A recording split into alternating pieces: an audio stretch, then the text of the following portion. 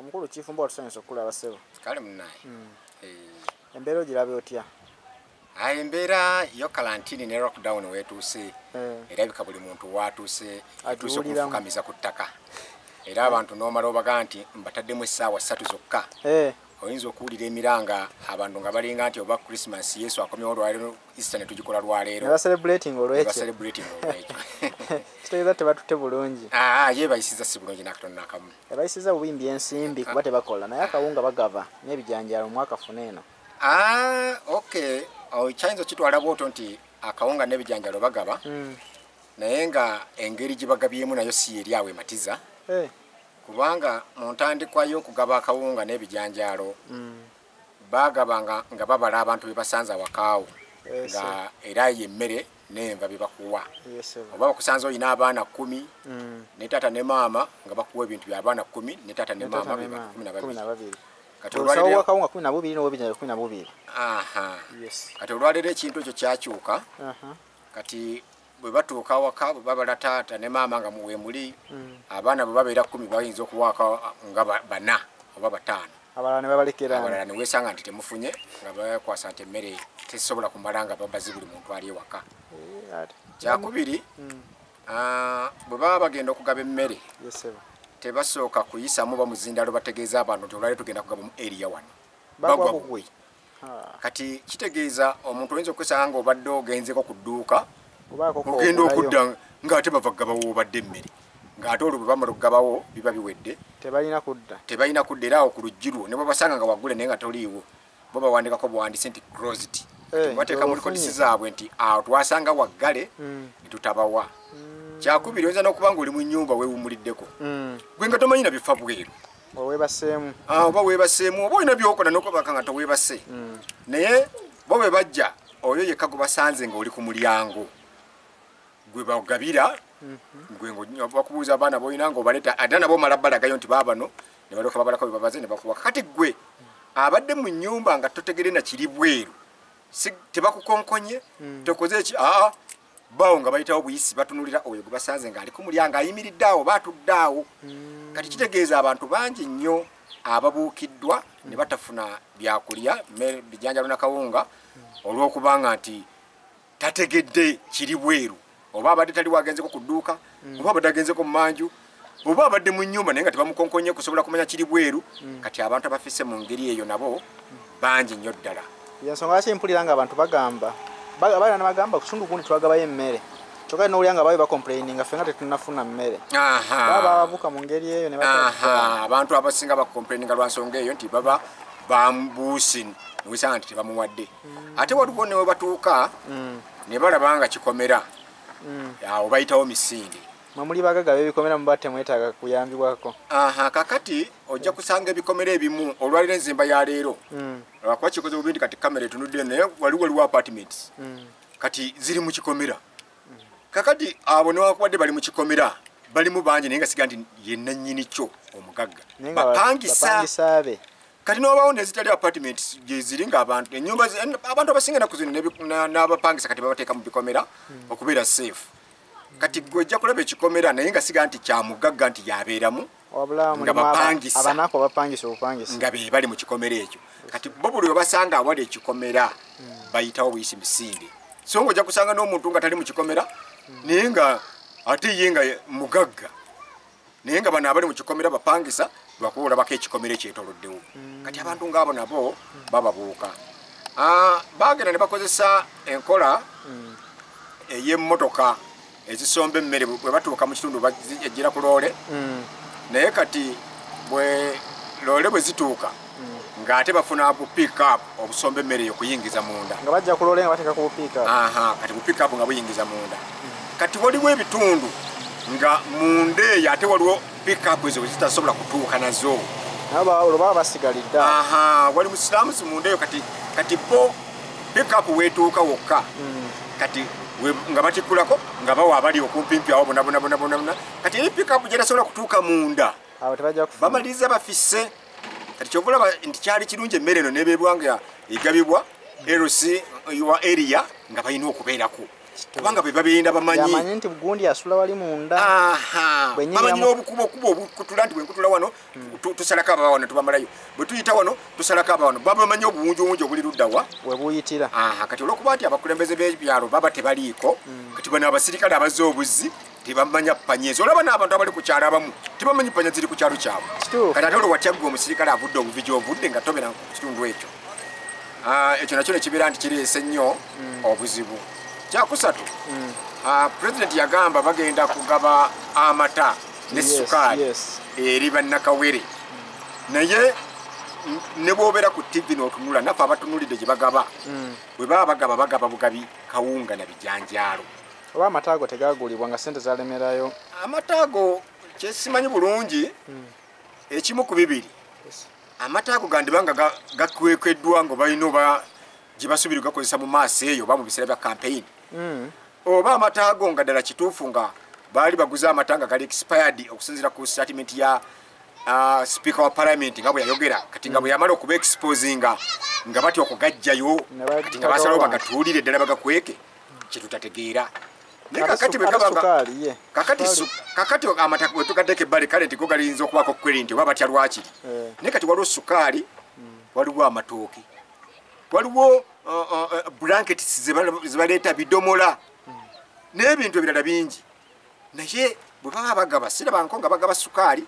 tebagabanga ku muceere ezo blanketi tebazigaba mifaliso n'ebirala kati nebuuza nti bano abantu ba bulijjo n'amakampuni n'abagagga abavuddeyo okuyamba bannayuganda nga baleese ebintu ebirala ebyenjawulo ebirali kuzirisereza gavumenti ziragiye okugulira abantu akawunga n'ebijanjaalo byebyo ebintu muli nebuuza bigenda kugabibwa ddi biri luddawa bakyaba birina babikwese lwaki kati muli kindeetera endowooza neŋŋamba oba ebintu bino olw'okuba babikuŋŋaanya already bannabyabufuzi kati ate nga besigula nti ndaba kasita waliwo eno eya gavumenti gye yagula kati ate ya gavumenti eriko lebo nti donated by Uganda government not for sale kyokka ate bino abantu bye baleeta n'abagagga n'amakampuni byo tebiri lebo tebiwandikiddwako kitegeeza byangu byakutunda mulingana neŋŋamba nti olw'okubanga already enkyaneggulo mulaba mawulire nti minisitule bweti ebintu bwe biti byabuze babibye sente bwe ziri bazibye ate nga be bantu Museveni byakozesezza okuŋŋaanya ebintu ngera n'endowooza ebintu bino obanga olyawo babikweka kagenderere nga babiteese mu masitoowa kati nga byo balinze kubitunda olw'okuba tebiriko lebo yonna eraga nti ani yabidonetinze mulinfuna endowooza olw'okuba abakulembeze baffe mu gavumenti y'olwaliro mu Uganda abasinga tebeesigwa babadde bakwatibwa enkya neggulu minisitule nga yabbye ebintu by'abantu byebagiwadde okuwa abantu kati ebintu ebyo bindeetera okulowooza nti biteekeddwa mu gasitoowa ganene byandibanga bigenda kutundibwa bo beefunire ssente bagaggawale kuba waliwo abantu abali awo nga bo buli kizibu ekigwa mu Uganda bagufuula mugano n'obawo endowooza ey'okubiri nti oba oliawo ebintu bino nga kubanga singa high authority nanyini buyinza abadde nga ddala ebintu bino ayagala bigabibwe naye yennyini yandibadde abuuza abantu bano ababikuŋŋaanya bye yateekawo naye ndaba ebintu bwe biti ne bwe biti era abantu bakomplaininga naye tebabifuna byo biri luddawa naye ate naye ndaba takola ki tanyega anti ye bamugamba tugaba naye alaba omulimu gukyalina maaso bagaba tamanyi nga bakijja babigabamu ayinza okulowooza nti bigenderamu ebyo ebikyagabwa essaawa eno kakati no kankutemyeko mu state house waliyo mu state house ate ne mu president's office byombi waliyo abantu abali awo nga basasulwa omulimu gwabwe kugoberera social media kugoberera mpapula z'amawulire kugoberera tv kugoberera radios era nga balina okutuusako president ebyo ebalaba ebyamaanyi ebiyitako balina bimulaga n'abyerabirako balondamu ebintu bino babimulaga kakati abantu abo bawulira obulumi abantu bwe balina wansi eno nga bakaaba nti ebintu biri ebirala abantu basekinomu n'amakampuni begaleeta byo tebigabibwa era nga nabo bennyini balaba nti nabino ebigabibwa n'ekigambo kibaako donated by Uganda government not for sale bo bennyini batunula nga balaba biri tebiriiko ne pulezidenti yennyini alina wafunira obudde walabira ku tv wakati ennaku zino jjukira nti talina mirimu mingi nga luli olw'okuba kati emirimu gyayina kalantini yamukwata era omulaba nnyo ebiseera ebisinga nga ayogera byalabye ku mpapula z'amawulire oba ku radio oba ku tv ng'abyogerako baba azze okuwa speech kitegeeza ebigenda mu maaso kati alina n'obudde obubiraba buki bungi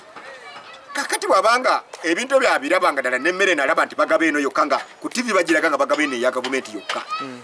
ye nolabanga ate naye Asisi nga tafayo kunyega ku bino ebirala abantu bebalese ne companies birese n'abagaga bebalese muli kindotera okulowooza nti oba oli awo olaba naye asirise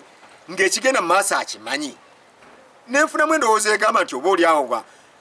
nga bwe tutagenda kukola campaign eri opening nga bulijjo bwe kibadde campaign eno erabika nga eringa egenda okubeera akaseera akatini ennyo olwa lockdown eno eganya okuvaawo mulingana ne ngamba nti kati oba oli awo nga tiimu ye ebala nti ebintu ebyo babigabe mu kaseera ka campaign ako akatini kubajjukira tugenda kuva mu lockdown omwaka guno gwonna lockdown ne bwe tukivaamu president wanayogera wiiki ejja omwaka guno gwonna gulina okugwako ng'abantu baavu nga bakyayagala okubawa emmere n'ebyokulya n'ennyumba nga tebasobola kuzisasula n'akasente olw'okuba nti emirimu gijja kuba nga gyalemala girina kudda buzzingulu mpolampola mulingana ne ngamba nti tiimu ye ebintu ebyo ebikwesi bikozesebwe okugabibwa mu biseera ebyo ebya campaign kati tiimu y'omukulembeze ali mu ntebe olw'okuba yalina obuyinza ne tiimu ye yalina obuyinza bo bajjeyo ebintu bino babigabe mu ssaawa ya campaign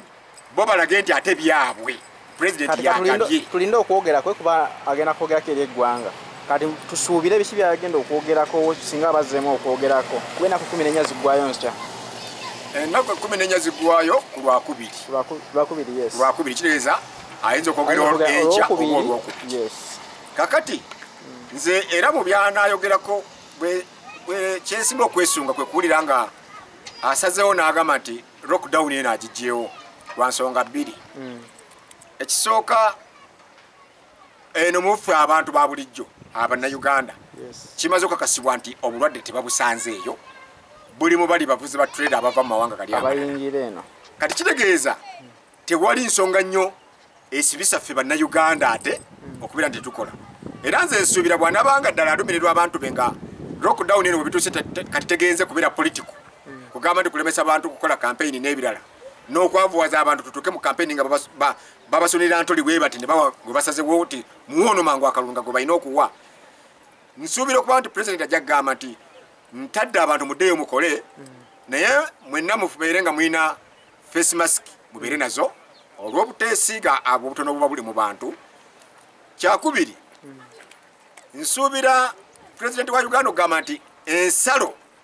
zo zisigale nga ziggaliddwa nga tetukkiriza abantu bayingira balala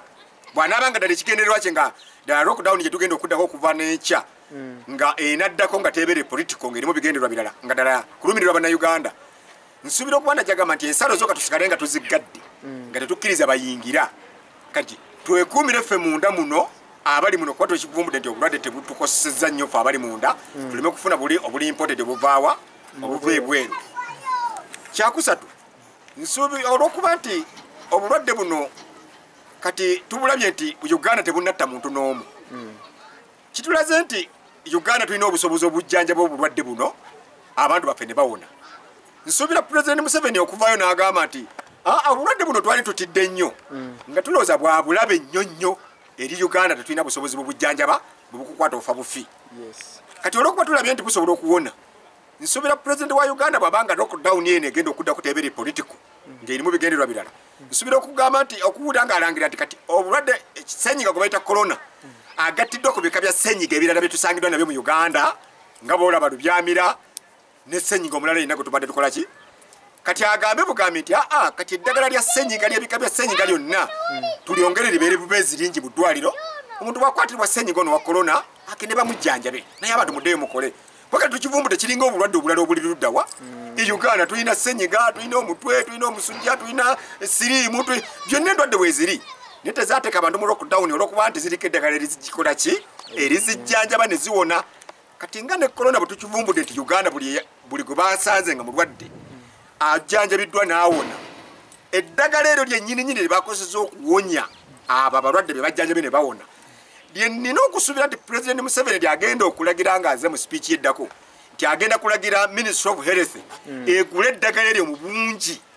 buli ddwaliro lya gavumenti weriri bateekemu eddagala eryo libeeremu nga lingi